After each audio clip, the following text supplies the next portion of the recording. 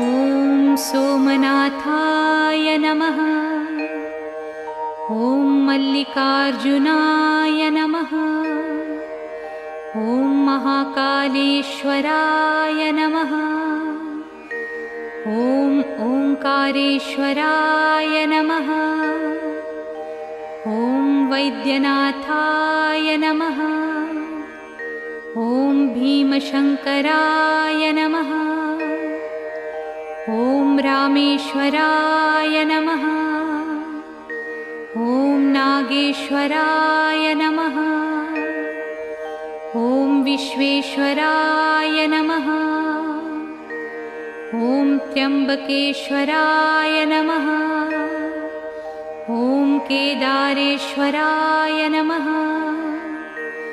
ॐ भुस्मेश्वराय नमः।